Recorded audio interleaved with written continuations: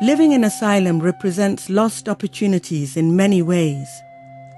Indeed, it can be a living human nightmare, where men, women and children are thrown asunder for years on end, suffering in silence.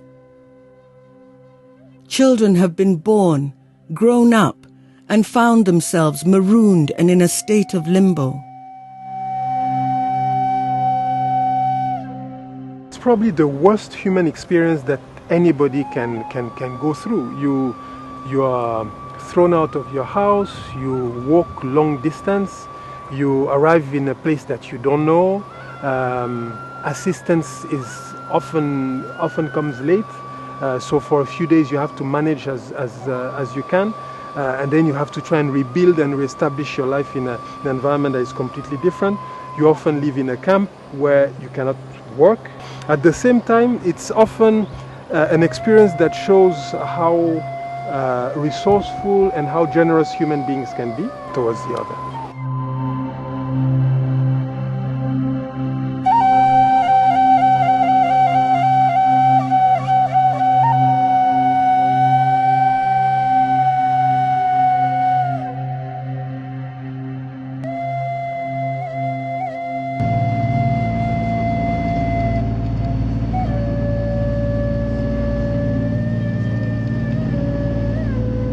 Kakuma refugee camp is located 746 kilometers from Kenya's capital city, Nairobi.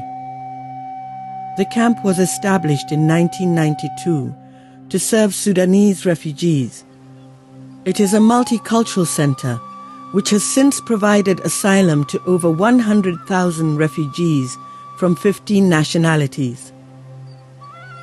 The current population in Kakuma refugee camp is 170,000 persons. 55,000 of the population are from South Sudan. Most of them are women and children.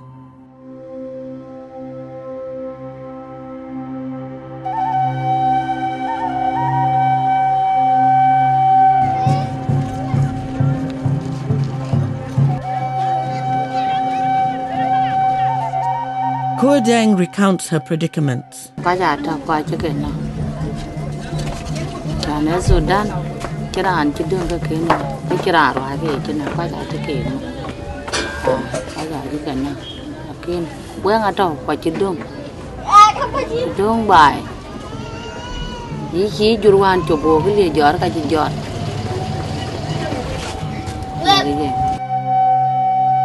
She first came to Kenya in 1992 and later went back to Sudan when peace came. She is now back, having lost most of her family to war. A single mother with 7 children. I was recruited as a child soldier when I was having 10 years old. It is really destruction. Loss of land, and life was to begin from zero. Wanawake walibakwa, watu wakaunguzwa kwenye moto, watu wakachinjwa. Yani ilikuwa ni mambo kama vile tunaita mkifaransa massacre. War has made me get back in terms of education. War has affected most of my life. I lost my parents, I lost my father, and I lost my 2 siblings. I also lost my property.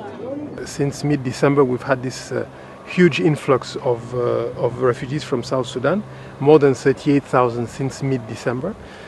That has resulted in needing additional land for the refugees. We were given land for about 25,000 people. Now we've reached 38. As the World Refugee Day approached, the UNHCR country office in Kenya held several build-up activities in Kakuma. The activities kicked off with the Peace Caravan, which started with a beautiful rendition of Michael Jackson's song, Heal the World. Together they celebrated this important day in their own special way.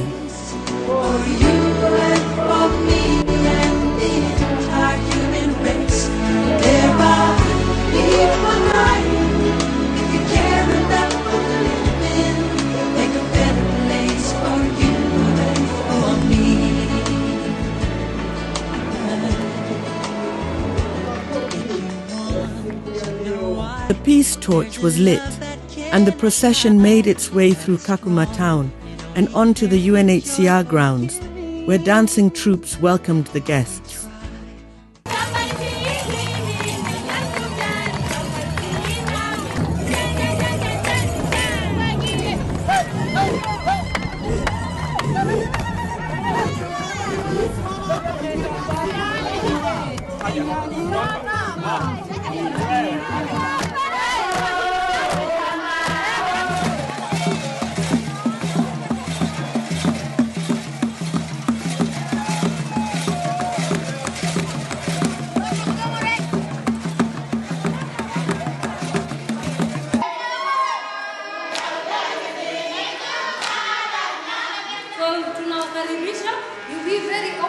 On the eve of World Refugee Day, 4 peace forums were held across the camp.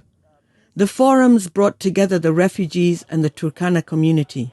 In this forum right now we are discussing the relationship between peace and livelihoods, those key activities which we do in our communities here in the camp and also elsewhere, what we do to earn a living, the income generating activities, the livelihood activities, even the host communities activities like the way they rear their livestock. We have invited the community members, the leaders here to share their experiences and their feelings about when there is peace, how does it affect the livelihood projects? When there is no peace, how does it also affect the livelihood projects? Round this, blow more. Octopizzo, one of East Africa's leading hip-hop artists, traveled to Kakuma to witness firsthand what living away from one's home is really like. Music is his passion. He has created several songs that address the issue of peace as a key requirement to human development. This is the 3rd time I've gone to Kakuma.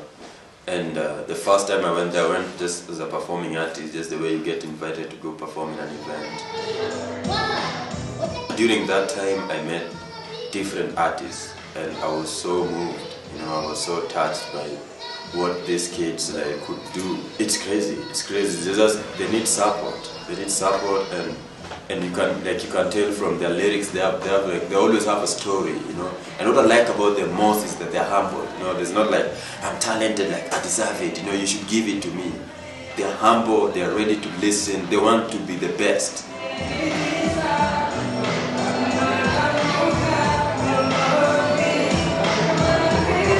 I've been following the World Refugee Day even before this, but all of them used to be in Nairobi. It was to me that was the first thing that I really liked, that they took it to the camp where these guys are there, and they're fresh guys, they're guys that have been there for 10 years, 5. So that was one thing that I really loved.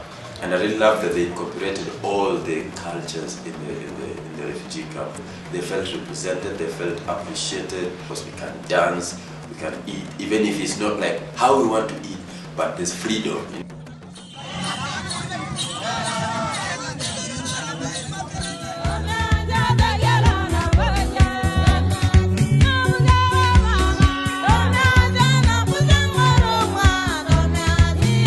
The cultural and fashion show was one of the most popular events in the diary. Great talent graced the catwalk both in form and content.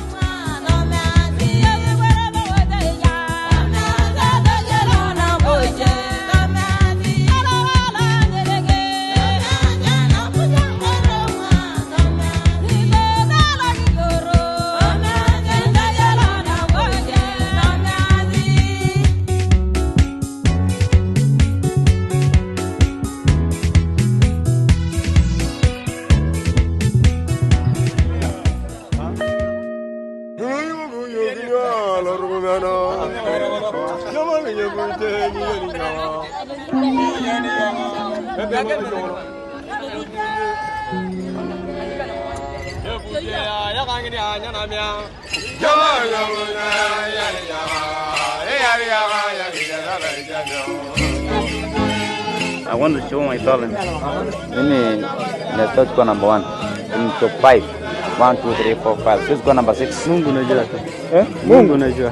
reason why I'm here today is because it is a World Refugee Day. So I'm very happy to to enjoy myself and also to participate in what the world is doing. Yeah, I'm ready. On 20th June, the UNHCR Kenya Country Office joined the world in celebrating the World Refugee Day. It is a day that highlights the resilience, determination, and the courage of men and women who are displaced by conflicts around the world.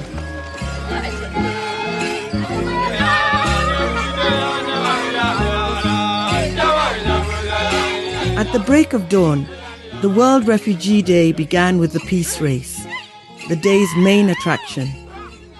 Everyone was invited to take part.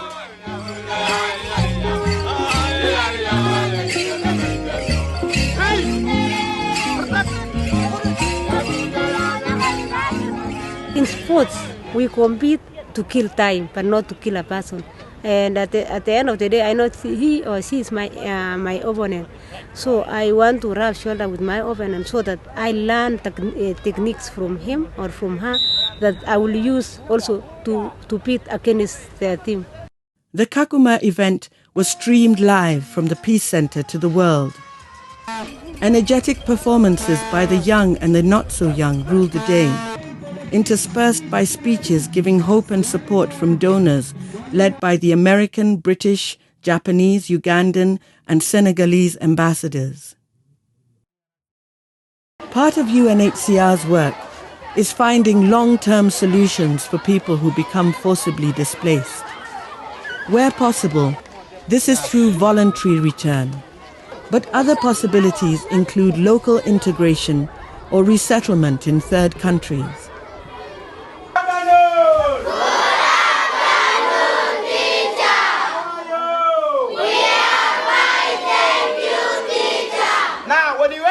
The line here is like this.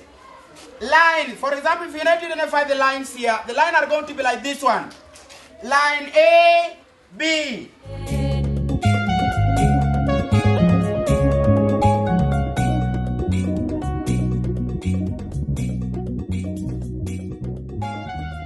What we can also do as those responding to refugee situation is to make sure that when refugees will go back to their places of origin, they go back better equipped than when they came. There are a lot of South Sudanese who've had a chance to go to very good universities here in Kenya. Many of them would want to go back to their country, South Sudan, when the situation will allow. You have people who've come here from Somalia very young. They've also managed to go through education, tertiary education, even go abroad for further education. And they all contribute to Kenya.